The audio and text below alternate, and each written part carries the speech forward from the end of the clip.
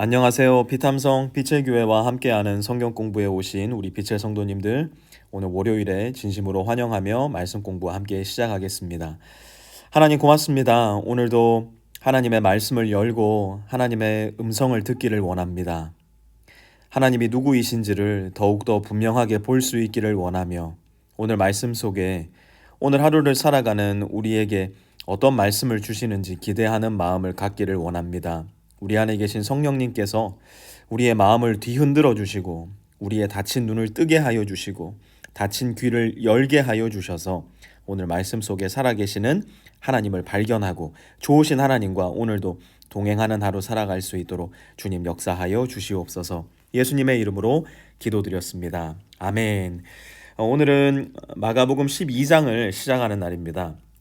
마가복음 12장 1절에서부터 12절까지 우리 함께 공부해 볼 텐데요. 1절 말씀부터 시작하겠습니다.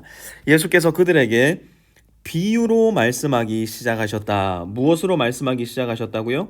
비유로 말씀하기 시작하셨대요. 그러면 이것은 명백하게 비유입니다. 그렇죠? 비유는 뭡니까? 어떤 한 대상에게 빗대어서 내가 정말 이야기하고 싶은 실체를 이야기하는 것을 비유라고 합니다. 예수님께서 어떤 비유를 드는지 한번 살펴보도록 하겠습니다. 어떤 사람이 포도원을 일구었대요. 포도원을 일구어서 뭘 했나 봤더니 포도원 주변에 울타리를 치고요. 그리고 포도즙을 짤 수 있는 확을 파고요. 또 망대를 높이 세워가지고 적군들이 쳐들어오는지를 살필 수 있도록 또 한 거예요. 왜요? 포도원을 보호해야 되니까요. 그렇게 세운 다음에 그것을 농부들에게 새로 주고 멀리 떠났대요. 2절에 보니까 때가 되어서 때가 온다는 거죠. 무슨 때가 온다는 겁니까? 소출을 거두어 드릴, 포도원 소출을 거두어 드릴 때가 온다는 거죠. 그래서 이 주인이 포도원 소출의 얼마를 받으려고 한 종을 농부들에게 보냅니다. 자, 여기에 보면 일단 포도원이 있고요. 그리고 포도원의 주인이 있습니다. 그리고 이 포도원의 주인이 농부들에게 이 포도원을 가꾸라고 맡겨 주었고요.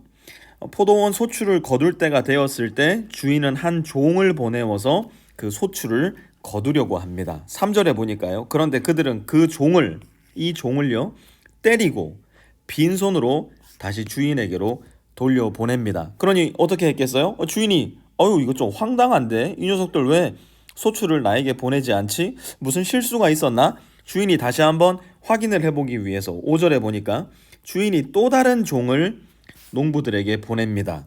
그랬더니 그들은 이번에는 이 종을 죽여버립니다. 그래서 이 주인은 혹시 무슨 착각이 있었나? 착오가 있었나? 그래서 어떻게 했을까요? 다른 종들을 더 많이 보냈는데 이 농부들이 어떻게 하냐? 덜어는 때리고 덜어는 죽인 겁니다. 6절에 가서 보니까요.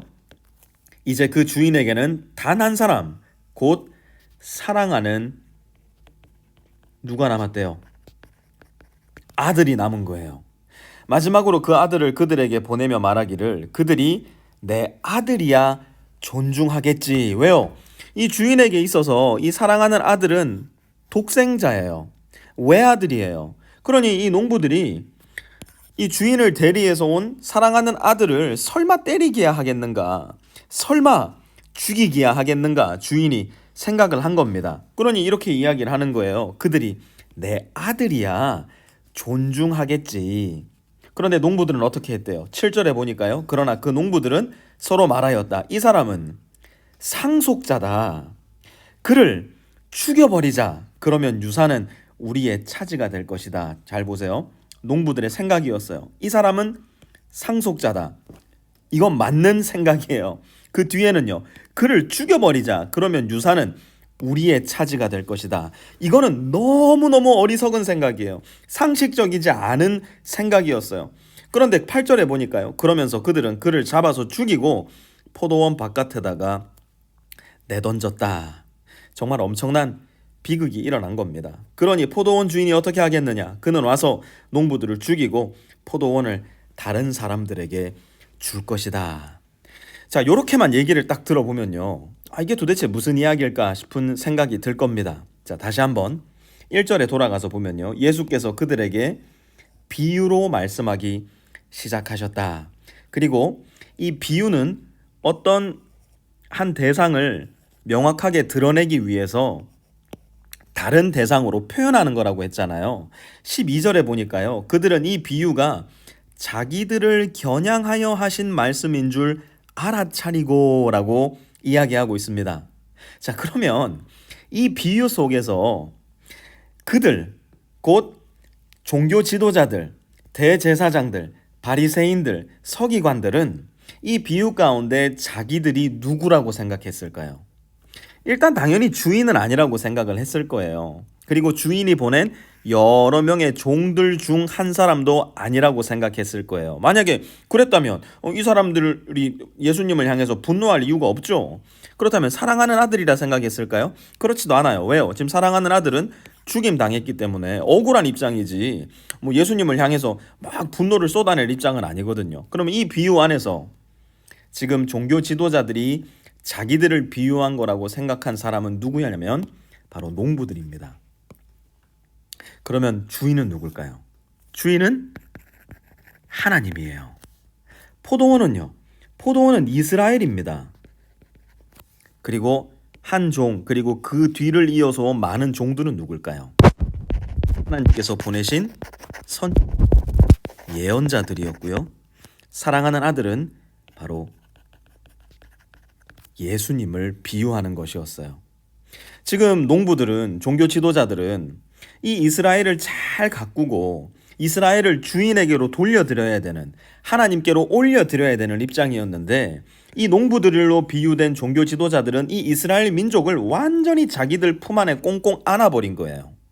하나님께 가지 못하도록, 하나님을 만나지 못하도록. 여러분, 지난주 우리가 공부했던 11장의 말씀 기억나십니까? 종교 지도자들의 가장 큰 책임이 뭐였어요? 겉은 화려했을지 모르겠지만 열매는 하나도 없는, 그래서 하나님을 만나지도 못하고 하나님을 알지도 못하는, 예수님이 말씀하신 대로 소경이 다른 소경을 인도하고 있는 짝이, 그래서 모두가 죽고 말 운명에 처하게 된 상황이 바로 이스라엘 민족과 농부들로 비유되는 종교 지도자들의 모습이었단 말이에요. 그래서 그 이스라엘을 위해서 하나님께서 하신 일이 뭐예요? 선지자를 보낸 겁니다. 엘리야를 보내셨어요. 엘리사를 보내셨고요. 이사야를 보내시고 예레미야를 보내시고 에스겔을 보내셨어요. 그런데 그때마다 이 농부들은 어떻게 했습니까? 선지자들을 핍박했어요. 선지자들을 가두었어요. 선지자들을 죽여버리기까지 한 겁니다. 그러니 이제 때가 되었을 때 하나님께서는 내 아들이야 그들이 사랑하겠지, 예수님을 보냈는데, 지금 농부들로 비유된 종교 지도자들은 복음서 내내 무엇을 하고 있어요? 예수님을 쫓아다니면서 어떻게 하면 예수님을 우겨싸서 결국 이를 죽여버릴까 생각하고 계획하고 있었던 겁니다. 그러자 예수님께서 이렇게 말씀하세요. 10절, 너희는 성경에서 이런 말씀도 읽어보지 못하였느냐? 집을 짓는 사람이 버린 돌이 집 모퉁이의 머릿돌이 되었다. 이것은 주님께서 하신 일이요, 우리 눈에는 놀랍게 보인다. 여러분, 이것은 시편 118편에 있는 소위 말해 메시아 시편이라고 불리는 말씀인데요. 예수님이 무슨 말씀하시는 걸까요? 그래, 농부들인 너희, 종교 지도자들인 너희는 나를 결국은 죽이겠지만 집을 짓는 사람이 버린 돌, 그 돌이 집 모퉁이의 머릿돌, 곧 집을 연결하는 데 있어서 가장 중요한 역할을 하는 이 머릿돌이 될 거라는 거예요. 이스라엘 백성을, 하나님과의 관계가 끊어져 있었던 이 관계를 버림받은 예수님, 죽임당한 예수님께서 다시 이어주는 역할을 하게 될 거라는 것을 이미 시편 118편 메시아 시편을 통해서 이스라엘 민족에게 알려줬고, 지금 오늘 10절 말씀 가운데 예수님께서 그 이야기를 다시 확증하고 계시는 거예요. 여러분, 우리는 농부들과 같은 사람이 되어서는 안 될 겁니다. 예수님이 오셨는데 여전히 예수님을 부인하고 예수님을 죽이려고 달려드는 사람이 되어서는 안 될 거예요. 은혜에는 유통기한이 있습니다. 예수님께서 예수님의 은혜를 우리에게 베푸시는 데에는 분명히 마지막 시간이 올 거예요. 때가 되었을 때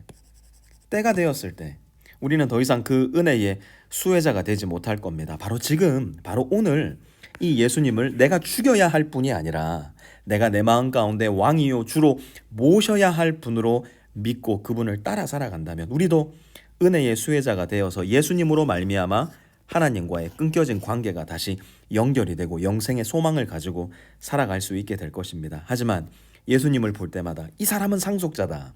그를 죽여버리자. 그러면 유산은 우리의 차지가 될 것이다. 마치 이 세상에서의 삶이 우리에게 주어진 전부인 양, 그것이 내가 물려받을 유산과 상속의 유일한 것인 양, 우리가 예수님을 부인하고 모른 척하며 날마다의 삶 속에 그분을 죽이며 살아간다면 때가 되었을 때 우리는 예수님으로 인해 하나님과 연결되는 관계가 아니라 영원히 하나님과 분리되는 사람이 되고 말 겁니다. 사랑하는 성도 여러분, 예수님을 오늘도 왕이요 주요 구세주로 모시며 살아가는 삶을 사시기 바랍니다. 오늘 예수님을 왕으로 모시지 못한다면, 오늘 예수님을 주로 모시고 살아가지 못한다면, 여러분 어제 우리가 주일날 그렇게 열정적으로 찬양했던, 그렇게 열정적으로 예배했던 그 예배 다 이 농부들의 예배 되는 겁니다.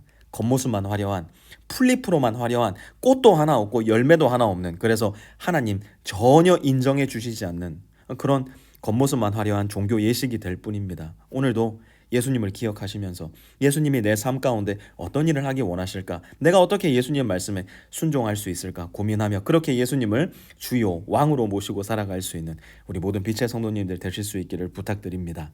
하나님 감사합니다. 오늘 이 비유를 통해서 예수님께서 농부들에게, 종교 지도자들에게 어떤 대우를 받으셨는지 다시 한번 발견할 수 있게 도와주셔서 감사드립니다. 혹시 농부들의 모습 속에, 종교 지도자들의 모습 속에 나의 모습이 있지는 않은가 다시 한번 잘 점검할 수 있도록 도와주시고, 예수님을 그저 종교적 바운더리 안에 가두어 놓고 종교적인 하나님으로만 모시는 것이 아니라 내 일상의 왕, 내 일상의 주로 모시고 오늘 하루도 살아갈 수 있는 우리 모든 빛성도들 될 수 있게 도와주시옵소서. 예수님의 이름으로 기도드렸습니다. 아멘.